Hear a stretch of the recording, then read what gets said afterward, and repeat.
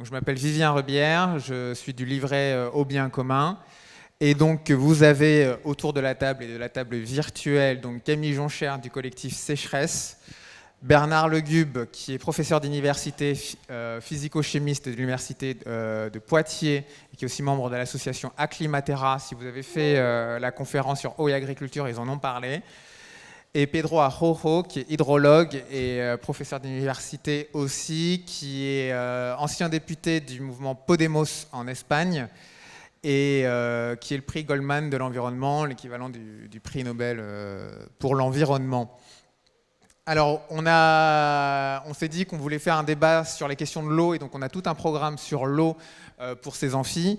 Pourquoi ? Parce que l'eau est au centre de nos vies, et d'autant plus maintenant, avec le changement climatique, on va avoir une question sur la ressource en eau, et sur la pression et tous les conflits géopolitiques, économiques et de gestion qui vont se développer et qui vont devenir de plus en plus prégnants sur la question de l'eau.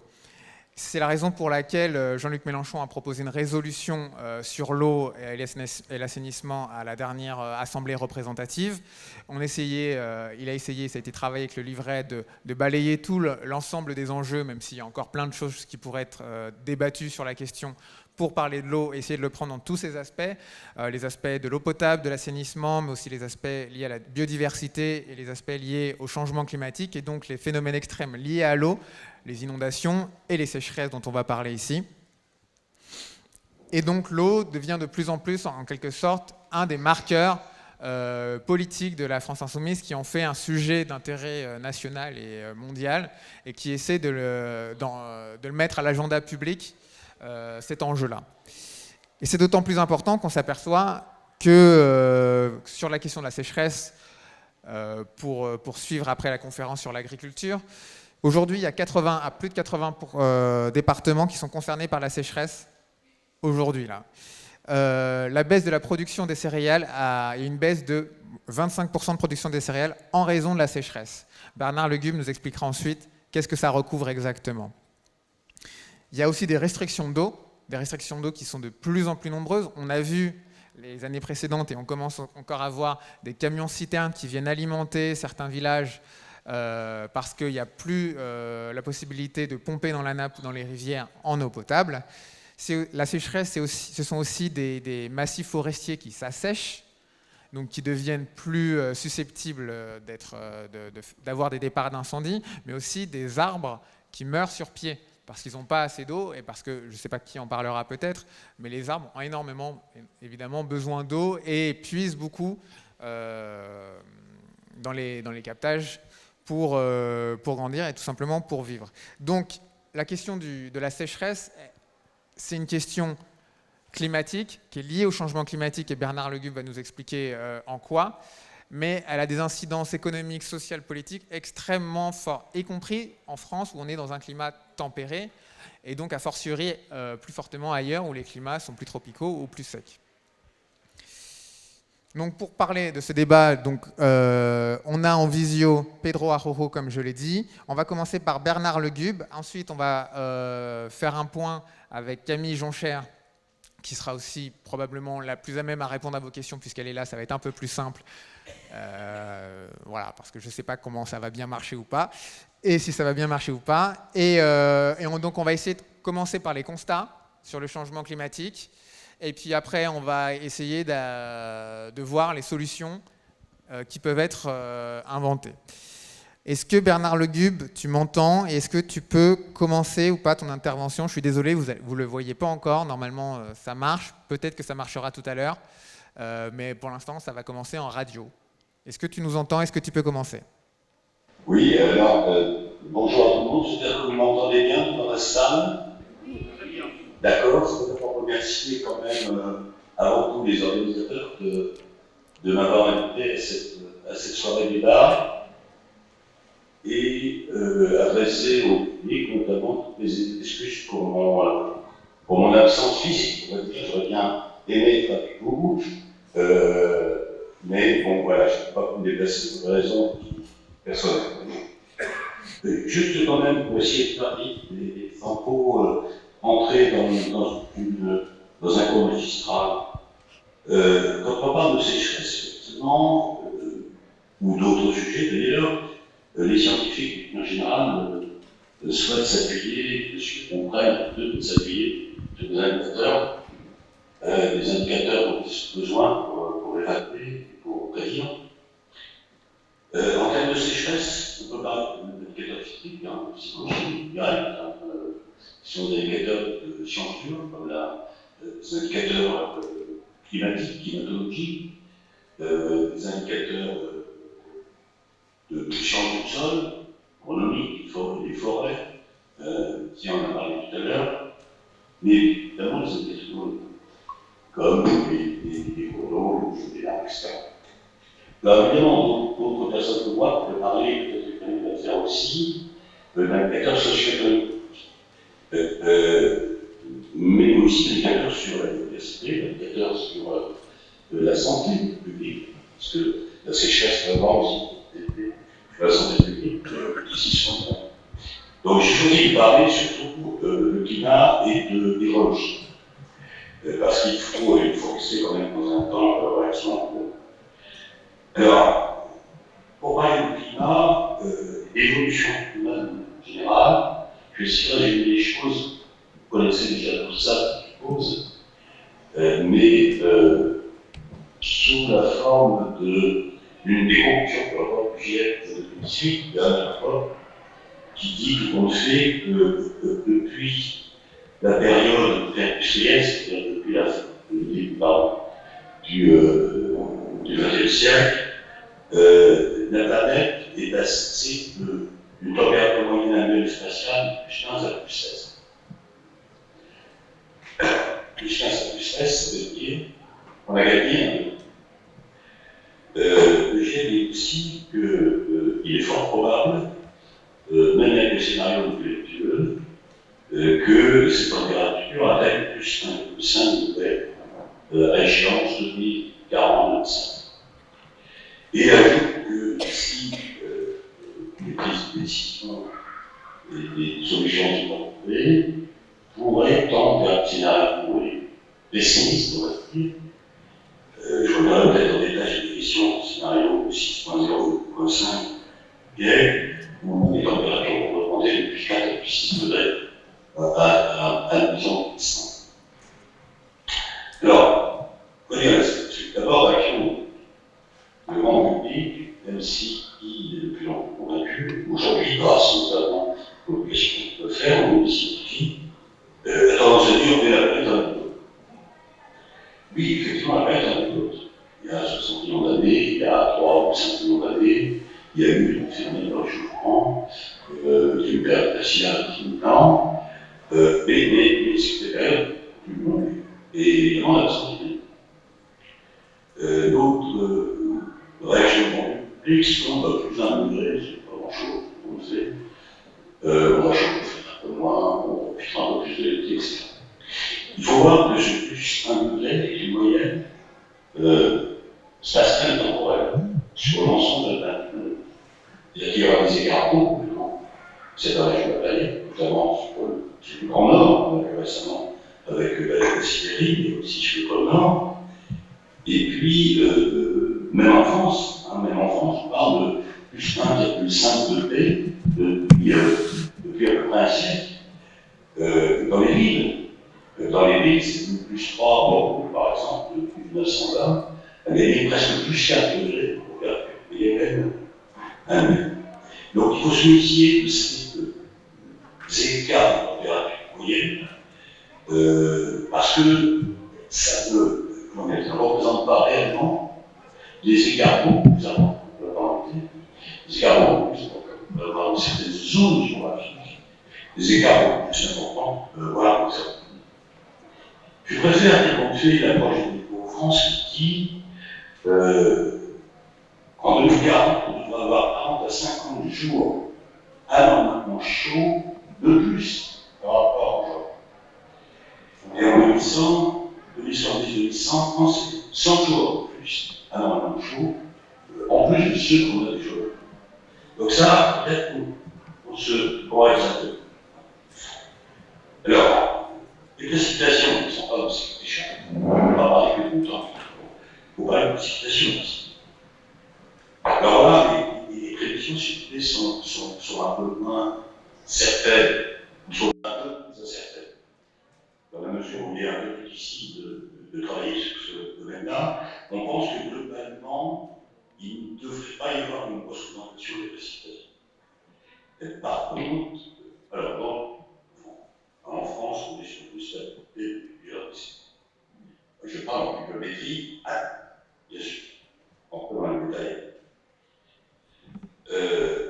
Par contre, il peut y avoir probablement une augmentation de l'inégalité. Vous savez, dans le monde, il y a déjà des pays, évidemment, qui sont particulièrement touchés, plus que d'autres, par la sécheresse.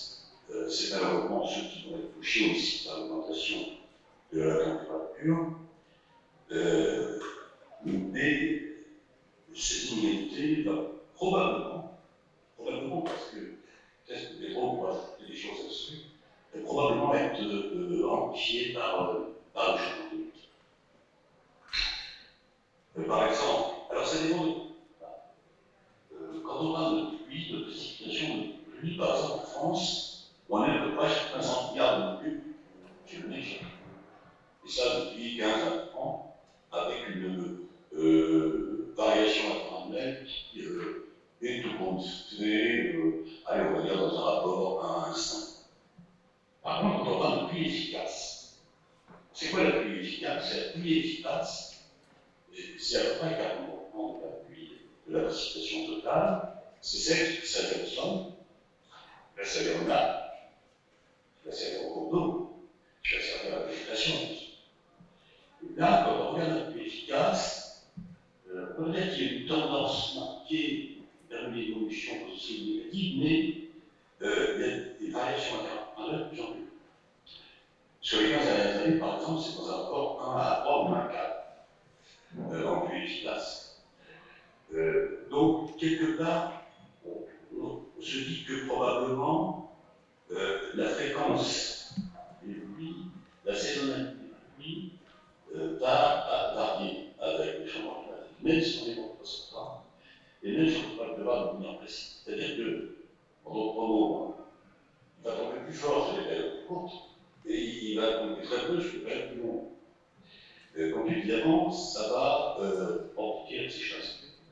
D'ailleurs, on constate aujourd'hui que, alors je parle de la Nouvelle-Aquitaine, mais c'est ma région, que les sols ont augmenté de 6-7%. La sécheresse, pardon, des sols agricoles a augmenté de 6-7%. Une touchante. Bon, là aussi, il vient de dire qu'il pourrait se détériorer, des espèces qui périssent, des maladies qui apparaissent. Bref, on voit la question. Alors, une autre façon de mesurer la sécheresse, et je viens là-dessus ma première intervention, c'est un peu le cœur de notre intervention, c'est les ressources en eau. Que deviennent, comme c'est précisément je dirais un petit mot sur la aussi, les ressources en eau. Alors, au niveau mondial, il est clair que certains pays auront des diminutions très importantes dans le temps. Ça peut aller jusqu'à moins 4% sur l'Afrique du Nord, par exemple, sur le Moyen-Orient. L'Espagne sera touchée aussi en termes de diminution de la ressource en eau, le sud de l'Europe de manière générale. Le GIEC en France devrait connaître à peu près moins 20% de disponibilité. En fait, je crois que c'est sous-estimé. Plusieurs études sont sorties récemment. Des études du CICEF, RGL, de France, l'IRA, l'université, c'est soit on est basé sur le scénario 4.5, c'est pas le scénario le plus vertueux du GIEC en termes de changement climatique, mais c'est le scénario qui est juste au-dessus. Ouais. Donc, il est un peu au-dessus. Le moins des plus pessimistes. Alors, ce scénario prévoit en France moins 50% de débit annuel moyen. Je ne sais pas si vous vous rendez compte. Moins 50% dans certaines zones de France, et sur certaines débit moyen annuel des eaux, c'est 4 euros. Et ça, c'est l'échéance 2050. 2040-2050. Je cite des chiffres, sans temps, trop bas. Il y a des études qui ont été faites sur le Grand Sud-Est. C'est-à-dire, pour simplifier, la Nouvelle-Aquitaine et aussi font partie des zones touchées sport. On sait qu'en 2050, il manquera 1 milliard 200 millions d'écus. On dit ça représente quoi 1 milliard 200 millions d'écus? Ça représente la moitié de notre appel. Même plus de la moitié, puisque vous avez à peu près, pour cette région-là, je parle, vous avez à peu près 1 milliard de cubes par an, alors pour tout usage, agricole, eau traditionnelle, eau potable, etc. Industrie, etc. Donc, il va falloir trouver, on parlait tout à l'heure de solutions, près de 50% économiser, il faut trouver en plus. Et ce qui va être difficile, 50% de nos prélèvements actuels, pour compenser cette dette. Et ça, c'est des périodes qui vont être des périodes estimables. Par exemple, qui consomment 10% annuellement de nos prélèvements, pendant les mois d'été, c'est 80%. Si on enlève le nucléaire, il n'y en a pas énormément. Il y en a quand même un peu pour le système. Donc, il va falloir trouver des choses. On va dire le total. Je vais y revenir tout à l'heure dans les solutions. Un dernier mot qui vient, si je n'ai pas le temps, sur la qualité. Est-ce que les changements climatiques auront un effet sur la qualité de l'eau? C'est un peu plus compliqué. Pour faire simple, il y a 2 paramètres qui peuvent influer sur la qualité de nos ressources en eau. D'abord, faire que les débits diminuent, que les taux de recharge de la diminuent, si on est un peu moins certain, on va avoir, à rejet constant, une diminution de la dilution. Et probablement une diminution de l'auto-épuration. Donc, si on rejette quelque chose, en termes de bipède, en termes de industriel, en termes de pluvial, on va, en termes de polluant, en rejetant, si on passe pour une diminution. Si on a 50% de diminution de vie, on va au même de la pollution. C'est simple. Deuxième phénomène, augmentation de température. On le voit actuellement sur la Garonne, sur la Dordogne, on l'a vu aussi dans les rivières du nord de Nouvelle-Aquitaine. La température des rivières suit à peu près la température de la mer. C'est-à-dire qu'on a le delta entre les années 60 et aujourd'hui, l'augmentation de la température de l'eau, correspond à peu près au delta sous la température de l'air. Donc une augmentation de la température de l'eau va enclencher un grand ensemble de phénomènes physiques, chimiques principalement, qui sont trop longs à ici.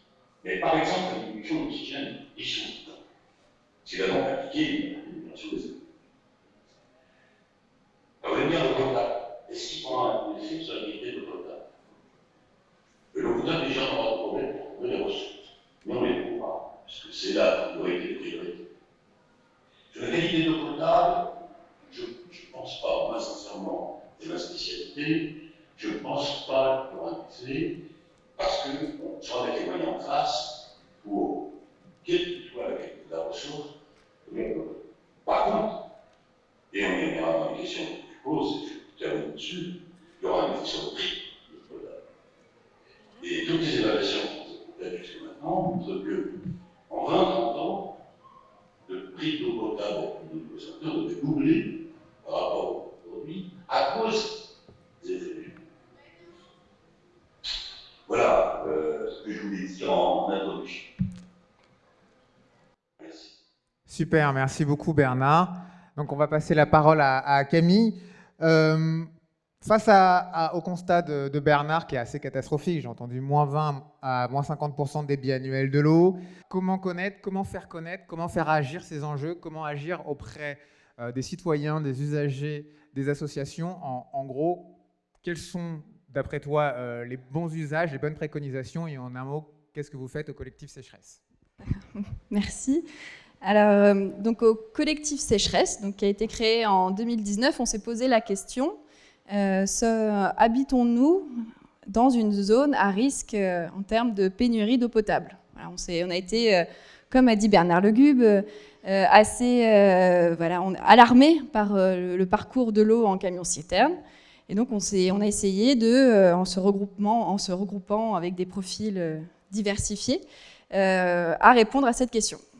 Et au final, on s'est rendu compte que c'est une question auquel il est difficile de répondre. Donc, quand on entend le constat de Bernard, on voit qu'il y a plusieurs indicateurs, plusieurs données. Ça demande un certain bagage scientifique. Et donc, on a mis un certain temps pour arriver à formuler une réponse qui, on peut se connecter sur le site du coup, qui au final, au bout d'une semaine, au fruit d'échanges et de réflexions, nous a permis de créer ce site internet. Et donc, en fait, ce qui est important pour nous, ça a été ce à quoi on s'est confronté, on a trouvé que c'était un sujet qui était beaucoup un sujet plutôt d'experts, avec des connaissances assez pointues. On ne trouvait pas réponse à notre question de citoyen, finalement.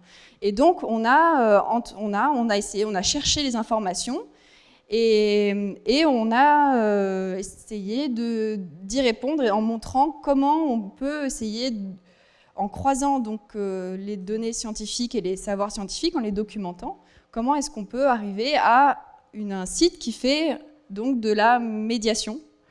Alors donc c'est pour ça que je me permets du coup de faire une petite parenthèse, c'est que souvent on emploie encore beaucoup le terme vulgarisation. On fait de la vulgarisation scientifique. Et nous, au collectif et dans d'autres endroits, on a adopté le terme de médiation. Et ça a un sens, puisque le terme de vulgarisation est apparu au XIXe siècle, à une période qu'on peut qualifier de scientiste, dans le sens où il y avait une science qui était décrite comme produisant des vérités exactes, intemporelles, universelles, et qu'il fallait la transmettre aux citoyens, donc au peuple, qui donc ne savait pas, était ignorant, et avec une idée aussi de progrès, on lui apporte la lumière, etc. Bon, depuis, la science a fait du chemin, ça a été montré que la science pure et parfaite, eh bien, c'est un leurre, ça peut être une cible, mais c'est un leurre de penser que ça l'est, et que c'est bien tout un processus et toute une méthode qui permet d'avoir des résultats qui sont bons jusqu'à ce qu'ils soient prouvés faux. Ça, c'est le principe de la démarche. Et donc, du coup, dans le terme de médiation, ça replace aussi la possibilité aux citoyens à partir de ces savoirs, d'arriver à être légitimes sur des sujets qui sont d'experts. On se base sur le principe collectif de recentrer la question de l'eau et donc la problématique des sécheresses sur une préoccupation citoyenne de protection des populations qui est l'eau potable. Et donc ça ramène et là si Bernard m'entendait, je pense qu'il serait d'accord, vu que c'est un des éléments du comité scientifique Acclimatera, c'est de préférer d'aborder l'eau comme de l'eau pour des territoires et des milieux, plutôt que de l'eau pour un usage. Donc ça veut dire de voir avec les ressources de son territoire et de décider à quel poste, à quel besoin de ce territoire va l'eau et comment elle se répartit et comment essayer d'avoir des usages qui soient régulés comme ça. Donc là on voit mieux la participation citoyenne, l'intérêt citoyen dans le débat. Voilà. Donc, pour intégrer les citoyens et les élus, on commençait d'abord par régler le problème de légitimité qu'on peut avoir sur un sujet technique et d'utiliser et donc de trouver des informations et de se forger son opinion. Et puis ensuite de participer au débat de la cité, que ce soit en apportant le sujet auprès de son élu, que ce soit, comme ça a été le cas avec d'autres membres du collectif, qui du coup se sont servis de ce site internet comme objet de support, de médiation pour faire la discussion. Et puis aussi de pouvoir s'approprier ces questions. Voilà. Merci beaucoup, Camille. Je suis désolé des conditions techniques. On a eu un petit souci. Normalement, Bernard et Pedro, vous me réentendez si tout se passe bien. Avant d'envisager des éventuelles solutions et surtout d'avoir des échanges avec la salle, on avait proposé à Pedro Arrojo de faire un petit focus sur ce qui se passe en Espagne. Pedro, est-ce que tu m'entends? Est-ce que tu veux qu'on mette la vidéo? Tu peux le faire là. Les gens te voient, hein. Tu peux le faire en 10-15 minutes. Chers amis, tout d'abord, demander des excuses pour ne pas pouvoir être avec vous directement d'abord, et surtout pour remercier énormément l'honneur d'être avec vous aujourd'hui à travers ce vidéo. Actuellement, je crois pouvoir affirmer qu'il existe un consensus assez général qui reconnaît le vecteur énergétique comme le principal générateur du changement climatique. Et donc, c'est accepté que le défi majeur des politiques d'atténuation réside dans la transition énergétique vers les sources renouvelables, l'éolique, la solaire, etc. Eh bien, concernant les impacts socio-environnementaux, à mon avis, le principal vecteur d'affection est le vecteur de l'eau. Ce qui devrait nous conduire à relever la transition hydrologique comme le défi majeur des politiques d'adaptation au changement climatique.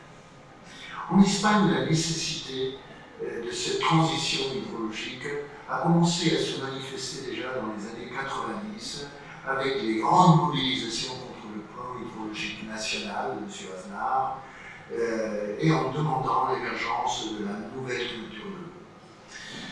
Bientôt, cette nécessité s'est transformée en obligation légale une fois approuvée la directive cadre à niveau de l'Union européenne. Mais aujourd'hui, compte tenu du changement climatique, je pense que ça devient une urgence évidente. L'urgence de passer des anciennes stratégies de l'offre subventionnées de nouvelles stratégies de gestion de la conservation de nos écosystèmes. Il s'agit de passer aussi de l'ancienne logique du béton à la nouvelle intelligence. Ça devrait aussi passer de l'ancienne productivisme subventionné à rationalité économique. Il faudrait passer aussi même de l'autoritarisme des bureaucrates, des technocrates qui s'occupent de ce genre de questions vers la participation citoyenne que la directive cadre exige. Et surtout aujourd'hui, il faudrait passer de la myopie, du déni suicidaire devant le changement climatique à l'application rigoureuse du principe de précaution devant ce changement climatique. En décembre 2018, le Congrès des députés en Espagne a approuvé un rapport duquel j'ai eu d'ailleurs l'honneur d'être rapporteur, avec des recommandations pour le gouvernement espagnol en matière de gestion de l'eau devant le changement climatique actuel. Un document que je pourrais dire est en ligne avec la nouvelle culture de l'eau, qui ouvre à mon avis le chemin de cette transition hydrologique. En Espagne, la récession attendue de débit tout au long de ce siècle s'élève en moyenne à, écoutez bien, 24% du débit, en arrivant même à 30-40% dans les bassins les plus sensibles dans le sud-est d'Espagne, si les accords de Paris ne sont pas respectés, comme en fait ça se passe. Et cela pas tant à cause de la réduction de pluviométrie moyenne prévue par la plupart des modèles de simulation qu'on a employés, mais surtout à cause de la formidable augmentation de l'évapotranspiration, c'est-à-dire de l'eau utilisée par les masses végétales, tant cultivées comme sauvages, imposée par l'élévation des températures. D'autre part, les risques de sécheresse et d'inondation vont augmenter considérablement au fur et à mesure que la variabilité traditionnelle du climat méditerranéen va s'intensifier. Les sécheresses auront tendance à être plus longues, plus intenses, plus aiguës, plus fréquentes, tandis que les risques de tempêtes, de grandes précipitations et donc les crues des rivières, des fleuves auront tendance à s'intensifier. Chers amis, tout d'abord, demandez des excuses pour ne pas pouvoir être avec vous directement là-bas, et surtout pour vous remercier énormément l'honneur d'être avec vous aujourd'hui à travers ce vidéo. Actuellement, je crois pouvoir affirmer qu'il existe un consensus assez général qui reconnaît le vecteur énergétique comme le principal générateur du changement climatique. Et donc, c'est accepté que le défi majeur des politiques d'atténuation réside dans la transition énergétique vers les nouvelles sources renouvelables, l'éolique, la solaire, etc. Eh bien, concernant les impacts socio-environnementaux, à mon avis, le principal vecteur d'affection est le vecteur de l'eau. Ce qui devrait nous conduire à relever la transition hydrologique comme le défi majeur des politiques d'adaptation au changement climatique. En Espagne, la nécessité de cette transition hydrologique a commencé à se manifester déjà dans les années 90 avec les grandes mobilisations contre le plan hydrologique national de M. Aznar et en demandant l'émergence de la nouvelle culture de l'eau. Bientôt, cette nécessité s'est transformée en obligation légale une fois approuvée la directive cadre à niveau de l'Union européenne. Mais aujourd'hui, compte tenu du changement climatique, je pense que ça devient une urgence évidente. L'urgence de passer des anciennes stratégies de l'offre, on dit, subventionnées, à de nouvelles stratégies de gestion de la demande et surtout de la conservation de nos écosystèmes. Il s'agit de passer aussi de l'ancienne logique du béton à la nouvelle intelligence de la durabilité. Il faudrait aussi passer de l'ancien productivisme subventionné à la rationalité économique. Il faudrait passer aussi même de l'autoritarisme des bureaucrates, des technocrates qui s'occupent de ce genre de questions vers la participation citoyenne que la directive cadre exige.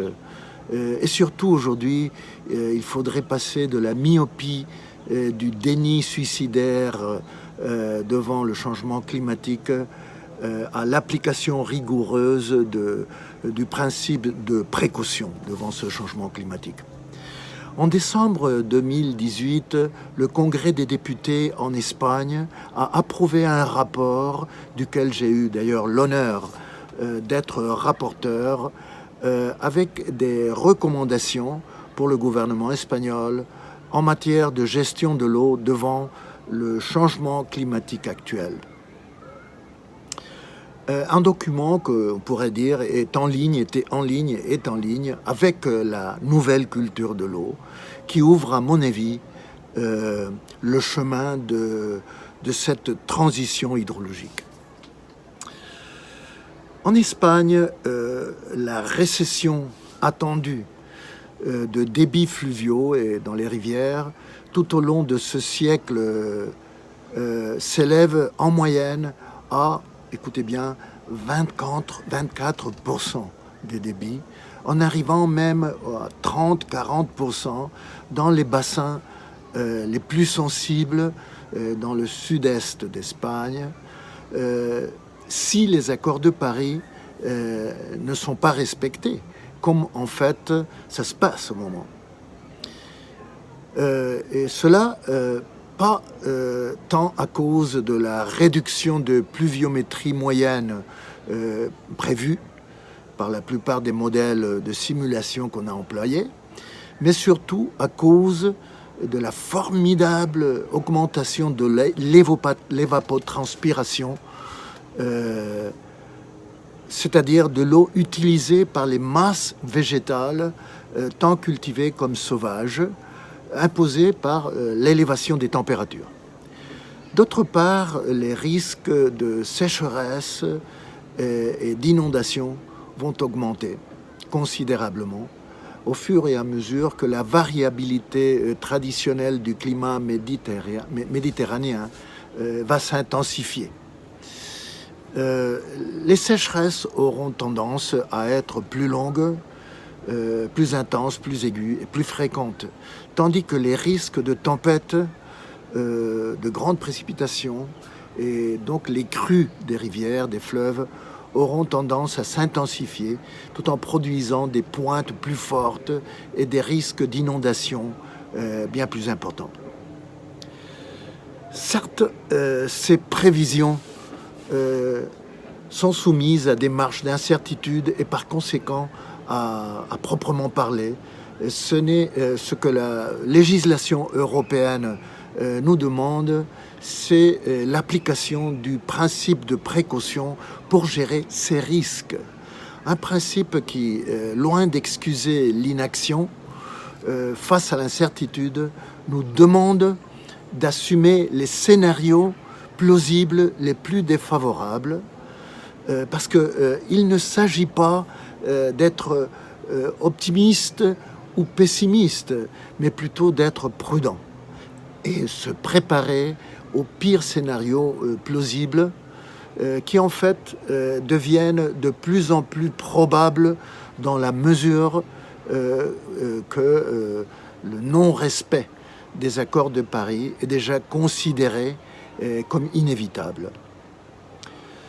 Dans ce contexte, essayer de gérer les futures sécheresses sur la base de nouveaux grands barrages et de transferts interbassins est une stratégie erronée et insensée qui implique, à mon avis même, des détournements illégitimes de fonds publics.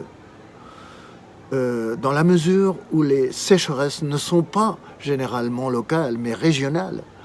Lorsque, par exemple, le fleuve Segura, dans le sud-est, en Murcia, entre en sécheresse, le fleuve Júcar à Valence, ou l'Ebre à l'Aragon et la Catalogne, ou même la tête du Tage, ont également tendance à entrer aussi en sécheresse, ce qui fait que les transferts deviennent parfaitement inutiles, impossibles.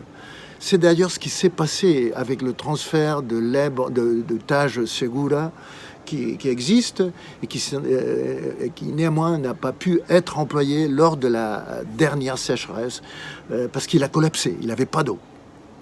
D'autre part, construire en Espagne plus de réservoirs pour gérer ces futures sécheresses, c'est comme faire cadeau d'un sac à main à un pauvre.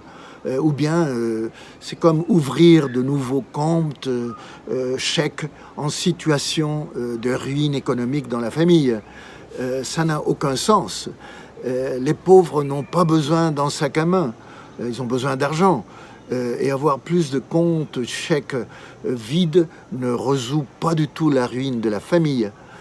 Eh bien, de la même manière, si nous nous consacrons à construire de nouveaux grands réservoirs et des grands barrages dans le pays du monde avec le plus d'infrastructures hydrauliques par habitant et par kilomètre carré, on aura tout simplement plus de réservoirs vides lors de la prochaine sécheresse. À mon avis, au-delà du débat écologique, plutôt que s'opposer à de nouveaux réservoirs ou de nouveaux transferts ou des nouvelles autoroutes ou des nouveaux aéroports, je dis souvent, il s'agit d'éviter de gaspiller de l'argent public sur de nouvelles autoroutes sans voiture, comme ça existe en Espagne, ou des nouveaux aéroports sans avion, comme il existe en Espagne, ou de nouveaux barrages et des nouveaux transferts d'eau sans eau, sous la perspective de changement climatique que j'ai déjà expliqué. Le rapport qu'on a approuvé au Parlement propose un large éventail de mesures et de stratégies contre le changement climatique. Et je citerai seulement celles que je considère comme les plus importantes pour minimiser notre vulnérabilité face aux risques croissants de sécheresse en Espagne. Si nous voulons affronter sérieusement les risques croissants de sécheresse que le changement climatique nous impose, il est essentiel de mettre fin à la surexploitation illégale de nos aquifères, générée par ce long million, plus d'1 million de puits illégaux qui, pour couronner le tout, sont concentrés dans les zones les plus sensibles. Récupérer le bon état, tant quantitatif comme qualitatif, de ces énormes réservoirs d'eau souterraine qui sont nos poumons hydriques naturels et mettre fin à la honte nationale qui représente ces centaines de milliers de puits illégaux et de systèmes d'irrigation hors de la loi dans notre pays est l'une des clés pour transformer ces aquifères en réserve stratégique pour gérer justement les cycles extraordinaires de sécheresse qui vont venir. D'autre part, une planification hydrologique prudente et réaliste, ainsi que courageuse et responsable, devrait redimensionner les demandes futures, tant agricoles qu'urbaines, en les adaptant à la disponibilité d'eau prévue dans les scénarios de changement climatique sur la base de ce principe de précaution dont j'ai parlé avant. Cela demandera sans aucun doute l'arrêt du développement urbain dans les zones plus sensibles, basées aujourd'hui sur des modèles prédateurs des ressources hydriques, ainsi qu'une réduction drastique des prévisions de croissance planifiées en fait pour l'irrigation. Et même, il faudrait planifier le retrait de l'irrigation actuelle, réduisant la surface irriguée, en retirant les exploitations d'irrigation moins rentables, qui sont en fait non rentables, avec une compensation accordée, négociée avec les irrigateurs.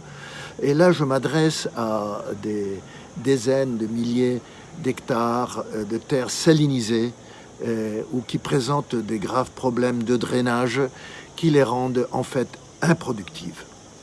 Il s'agit finalement d'économiser de l'eau qui pourrait en fait s'utiliser pour offrir de meilleures garanties en cas de sécheresse, même pour les irrigateurs, ainsi que pour récupérer les régimes écologiques établis par la législation en vigueur dans les fleuves et dans les rivières de notre pays. Dans les territoires insulaires et sur les côtes méditerranéennes les plus sensibles aux problèmes de rareté, de sécheresse, un développement modulaire, raisonnable et prudent de nouvelles technologies de dessalement, de régénération et de réutilisation même pourrait se mettre en place. Mais il faudrait alimenter ces stratégies avec des énergies, de l'énergie éolienne et solaire, ce qui est en fait faisable, rentable. On a la technologie, on a l'expertise, les possibilités de faire, ce qui permettrait d'ouvrir des perspectives d'autosuffisance durable, comme en fait c'est le cas dans des îles comme El Hierro, Fuerteventura ou Lanzarote, aux Canaries, dans les îles Canaries, où il ne pleut pratiquement rien. Un autre front d'action doit se concentrer sur les zones rurales, en luttant contre le dépeuplement et le vieillissement de nos villages, comme base, une des bases de la stratégie contre le changement climatique en Espagne, et en particulier contre les risques croissants d'incendies qui font progresser la désertification dans notre pays. En Espagne, on a une bonne loi, en fait, une bonne loi de développement durable du milieu rural. Elle s'appelle comme ça. Mais désormais, elle a été marginalisée et vidée de fonds publics dans le budget national. Il s'agit donc il s'agirait de réactiver cette bonne loi pour garantir une vie décente sur les différents territoires, tout en préservant les forêts contre les risques d'incendie et les sols de l'érosion ultérieure qui ferme la boucle de la désertification en Espagne et surtout sur toutes les régions méditerranéennes. Il y a beaucoup d'autres mesures, mais j'arrête ici et je reste à disposition pour le débat qu'on aura certainement plus tard. Au niveau des solutions, Bernard Legube et Pedro Araujo ont évoqué un certain nombre de solutions. Il y avait des solutions qui étaient ensuite un peu plus techniques. Mais je voulais m'adresser à Camille sur quels sont les moyens d'interpeller les élus, de faire changer les politiques publiques au-delà des solutions d'experts qu'on connaît, qui sont déjà de plus en plus connues, en tout cas, que ce soit Pedro Araujo ou que ce soit Bernard Legube, on sait qu'il y a des associations, des organismes qui travaillent là-dessus. Maintenant, comment on passe du milieu de l'expertise au milieu politique et citoyen? Merci. Alors, ça, c'est une question qu'on s'est posée au collectif dès le départ, et on a adopté le principe de ne pas être solutionniste. C'est-à-dire que nous, finalement, ce qu'on porte, c'est qu'on amène un outil qui est ce site, qui permet à chacun de se forger ses propres convictions et donc d'avoir ses propres solutions. Mais on ne voulait pas amener un catalogue avec donc ici non aux bassines, ici oui à l'irrigation. Voilà. Donc ça, on a vraiment fait le choix de ne pas aborder ces questions sur le principe qu'en creusant le sujet, chaque problématique a beaucoup de contresens, demande beaucoup de connaissances pour pouvoir se positionner. Et donc, comment l'amener dans le milieu politique ? Nous, ça a été cette réponse de pouvoir rendre accessibles les connaissances pour être armés dans le débat et pour interpeller les professionnels et les élus politiques sur ces questions. Donc, voilà, en tout cas, c'est notre positionnement pour en débattre plus ensuite. Ok, peut-être Bernard ou Pedro, de votre point de vue, comment on essaie de passer de la question hydrologique ou de la question météorologique à la question politique? Pourquoi je pose cette question? Parce qu'aujourd'hui, on voit qu'il y a la sécheresse, on voit qu'il y a les camions-citernes, on voit que les forêts soit brûlent, soit meurent sur pied, on voit que les agriculteurs manquent d'eau, et pourtant le passage politique est compliqué. Les solutions qui sont souvent évoquées, tu as évoqué les méga-barrages, les grands barrages, Pedro, la conférence d'avant, il était évoqué les bassines, Donc en fait, on voit que les solutions qui sont choisies sont des solutions de court terme pour résoudre tout de suite maintenant le problème de l'eau sans penser nécessairement au temps long.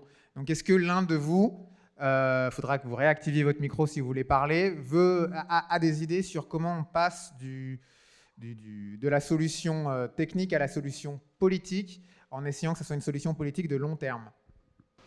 Oui, ici en Espagne, moi, une des questions, comme je crois que j'ai expliqué dans la vidéo, une des questions clés qui est politiquement difficile d'aborder, mais absolument nécessaire, c'est de redimensionner les demandes du futur, disons, tout en tenant compte, prenant compte aussi du principe de précaution sur les conditions qu'on doit s'attendre. Comme j'ai dit dans la vidéo, par exemple en Espagne, à part une crise de sécheresse, sur les données moyennes qu'on s'attend, c'est une diminution, une réduction des débits pluviaux, de la quantité d'eau dont on va disposer en moyenne. C'est à peu près un 24% de moins d'eau. Et pas tellement à cause d'avoir moins de pluie, mais surtout à cause de la densification, disons, de la croissance de l'évapotranspiration avec des plus hautes températures des masses végétales. Définis juste l'évapotranspiration. On a 4,5 millions d'hectares d'irrigation. C'est absurde de programmer 1 million de plus, parce que ça va être ça va être une irrigation très vulnérable devant les événements de sécheresse et devant aussi la quantité d'eau qu'on va avoir dans le futur.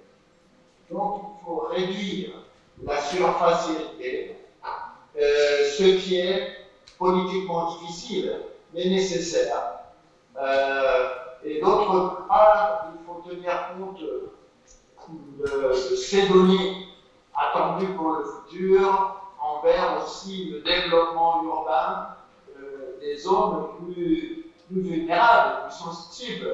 On ne peut pas augmenter les populations avec un urbanisme déprédateur de ressources d'eau dans les régions qui sont plus vulnérables. Ça, c'est en fait ce qu'on est en train de faire. C'est pas quelque chose de prévision radicale politiquement. C'est ce qui se passe maintenant en Californie, dans la région de Los Angeles.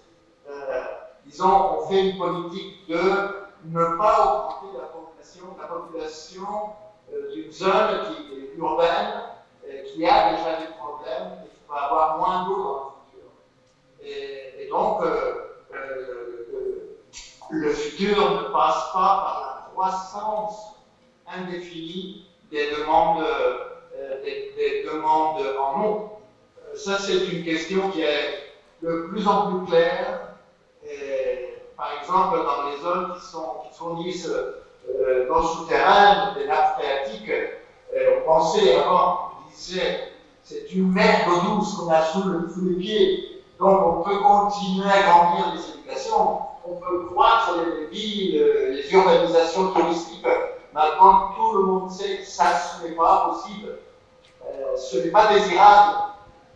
Et donc, il faut préparer un futur qui doit, disons, tenir compte de la réalité qui vient, pas du passé, mais de la réalité qui vient. Et dans ce contexte général, les sécheresses donnent aussi des cycles de crise qu'il faut prévoir. Et donc, ces réserves aquifères doivent être pas pour grandir au moment, mais pour avoir plus de garanties dans les crises de sécheresse qui s'approchent. Ok. Donc, hydrique pour le futur, pour les sécheresses futures. Ok. Merci beaucoup. Peut-être, est-ce que Bernard, tu veux dire quelque chose en 2 minutes et on prend des questions? Pedro, coupe ton micro. Oui, très très court. j'ai pas vu la vidéo, donc, mais Pedro a raison de dire que la diminution des débits sur la rivière et des taux de recharge des nappes est liée principalement à l'évapotranspiration. C'est pas lié au problème de précipitation, d'ailleurs on ne tient pas compte par les modèles, très peu de la variation de précipitation, mais principalement à l'évapotranspiration. Ça, je ne l'ai peut-être pas dit assez tout à l'heure.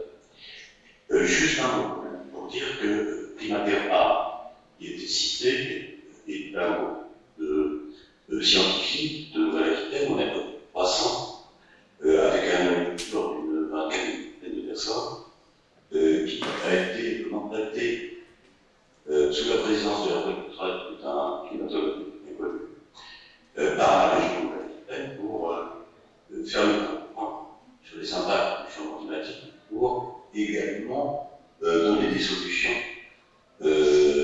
ou envisager, on va dire, donner quelques conseils sur les solutions éventuelles pour lutter contre ces impacts.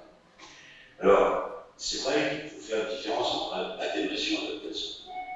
Et que la vie va plutôt parler d'atténuation. En un mot, l'atténuation, c'est la réduction des gaz à effet de serre, de l'émission des gaz à effet de serre au début du siècle, on était à 300 ppm de CO2, c'est-à-dire 300 litres par mètre cube d'atmosphère. Aujourd'hui, on est à 410, à peu près un peu plus peut-être. En 2018, on était à 410 ppm. On sait que si on atteint les 500 ppm, on risque d'être dans un système complètement irréversible pour ce qui concerne l'évolution climatique. Donc, il va falloir réduire à zéro le taux net de rejet de gaz à effet de serre. Il ne faut pas en rejeter plus que ce que la nature peut assimiler. Sur l'adaptation, encore 2 secondes, sur l'adaptation par rapport à ce qu'a dit Pedro, je partage complètement. Par contre, je peux ajouter qu'à court terme, il y a aussi des petites solutions, petites qui pourraient nous faire quand même gagner à peu près la moitié de ce qu'on va manquer, hein, globalement, sur le Grand Sud-Ouest, on parlait tout à l'heure, qui sont, que je ne décrirai pas, je répondrai aux questions si vous questions là-dessus, mais qui sont de 2 ordres en fait. Celles qui sont basées, des solutions basées ou fondées sur la nature, c'est-à-dire faire ce que la nature ne peut plus faire actuellement, et puis des solutions beaucoup plus techniques qui vont de la réutilisation des eaux usées jusqu'à la construction de barrages, l'utilisation d'eau de mer, tout ce que vous voulez envisager, l'agroécologie, bien évidemment, l'optimisation de l'irrigation, la diminution de l'irrigation. Donc, j'ai des éléments pour des questions sur cet aspect. Ok, merci. Désolé des conditions difficiles. Je vois la cadreuse qui a l'air de souffrir horriblement. Est-ce que vous avez des questions? On va faire plusieurs questions et ensuite on fait un tour de réponse. Merci. En fait, de tout ce qu'on a entendu, on comprend bien que la solution, c'est la sobriété. Et là, en matière d'eau, on arrive à une sobriété contrainte.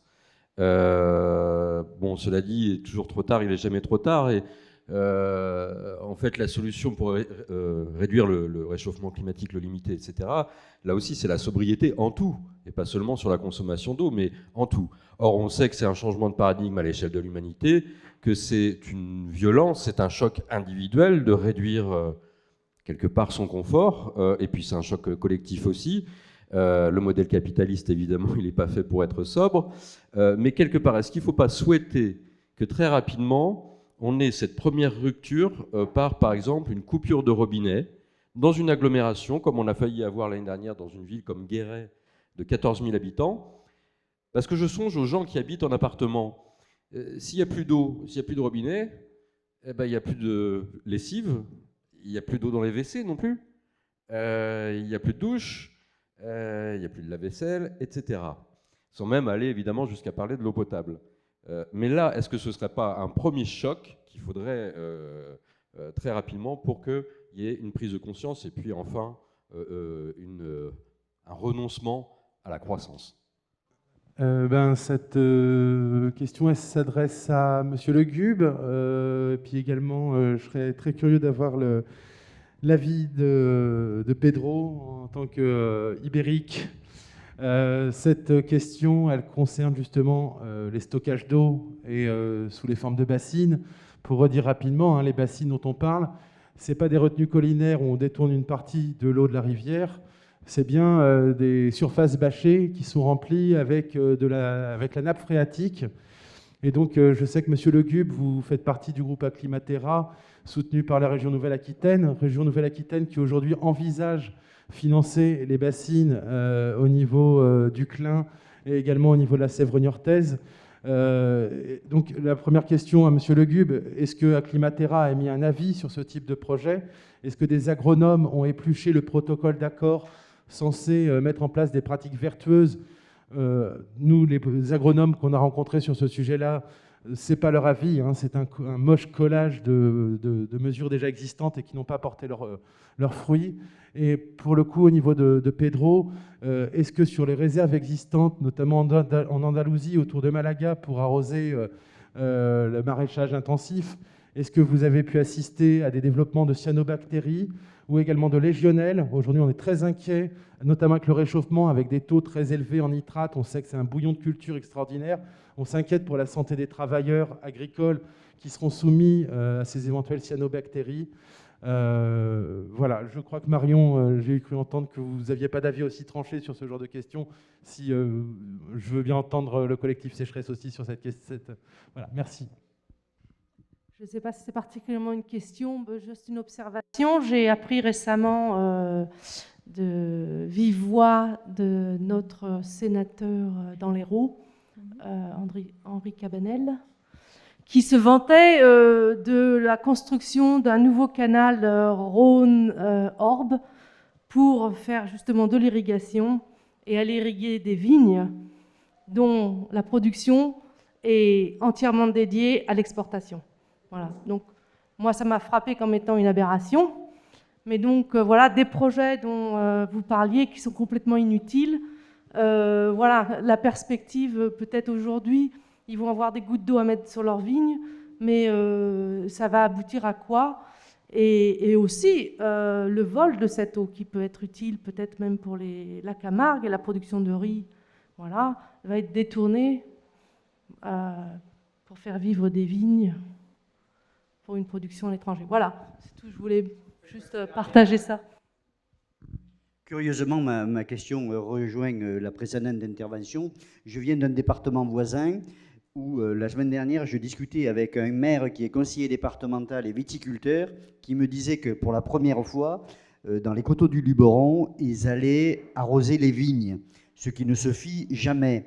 Donc, lorsque tout à l'heure, j'ai entendu qu'il fallait interpeller le politique, qui souvent le politique a été soutenu dans sa campagne électorale par la FNSEA, j'ai quelques doutes et je ne vois pas bien l'outil à manipuler pour parvenir à faire reprendre conscience qu'il y a un problème quant à la rareté de cette eau bien commune. Merci. Est-ce que tu commences à répondre et ensuite Bernard et Pedro répondent? Comme tu veux. Vas-y, on fait ça. Ok. Alors, du coup, pour la première question, c'est qui était faut-il un choc? Faut-il un choc pour déclencher la prise de conscience, faire en sorte que l'appartement, on n'ait plus d'eau au robinet?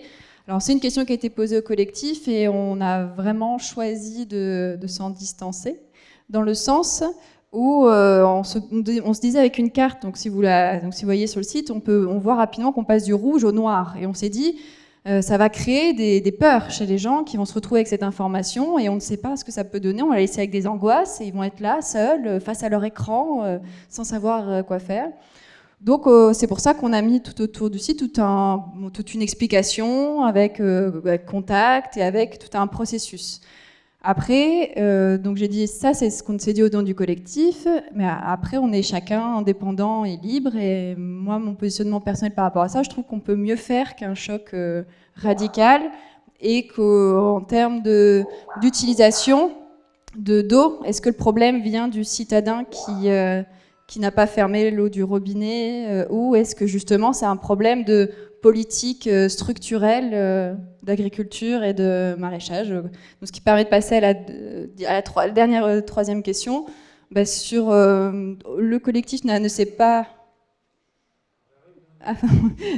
Donc le collectif ne s'est pas positionné du tout sur irrigation, vigne, ces sujets-là. Par contre, on souhaite développer, par exemple, une autre problématique du point de vue du citoyen, qui serait quelles essences planter dans mon jardin qui seraient adaptées au risque de sécheresse. Ou alors, j'ai une production maraîchère, qu'est-ce que je fais ? Ce genre de choses. Parce que, voilà, donc ça, c'est un petit peu ce qu'on aimerait développer sous vraiment cet acte citoyen. Et puis, voilà, je pense que comment donc interpeller l'élu alors qu'il y a des enjeux en face, on espère que c'est en intégrant les instances de discussion et en pouvant être plus avoir de meilleures connaissances pour y faire face qu'on pourrait appuyé après par le vote et le processus démocratique. Voilà. Ok, merci. Est-ce que Bernard ou Pedro veulent répondre aux questions? Bernard, tu commences. Merci. Merci, monsieur. Bernard commence parce que moi, j'ai eu beaucoup de problèmes pour comprendre les questions. Donc, si après, vous pouvez, disons, résumer l'essentiel, répondre parce que j'ai pas entendu bien. D'accord. Donc vas-y Bernard. Je vais peut-être aller au même d'aventure sur les problèmes la première question sur les histoires de consommation, diminution de la consommation, de changement de vie, de changement de concept de vie. Effectivement, je citerai l'étude européenne qui est sortie récemment, qui a dit que pour lutter contre le changement climatique, il fallait diminuer à peu près notre consommation de 30%. Donc dans tout, 30% de consommation dans tout. Je ne parle pas seulement de la consommation d'eau, je parle de toutes les consommations. Manger, énergie, consommation de viande, etc. Et une étude bien documentée. Donc effectivement, peut-être que l'important, sans parler de choc, et ça je vais le dire tout à l'heure, passe par la formation, l'information que donne la population. On l'a vu, le changement climatique. Il y a encore 5 ans ou 10 ans, on entendait au café de la gare, mais non, le changement climatique, c'est la foutaise. Aujourd'hui, les gens sont convaincus. C'est vrai que le métaux nous aide aussi. C'est pareil sur la consommation.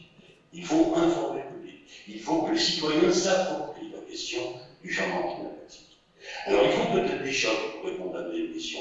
Je pense notamment, en Corrèze cette année, il a manqué d'eau pendant plusieurs jours dans 2 villages. Eh bien, au lieu d'amener des camions-citernes d'eau sur la place pour que les gens, avec leur seau ou leur citerne ou leur jerrycan cherchent de l'eau, on a rempli les châteaux d'eau.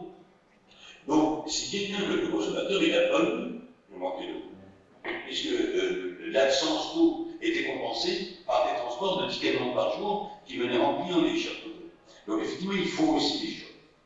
Donc, oui, je suis pour des chocs, mais plus généralement pour une formation, une information, une amélioration de connaissances professionnalisées, et qui ne reste pas entre des spécialistes dont les conclusions sont transmises par des chaînes de télévision grand public qui sont parfois des conclusions trop courtes ou parfois erronées.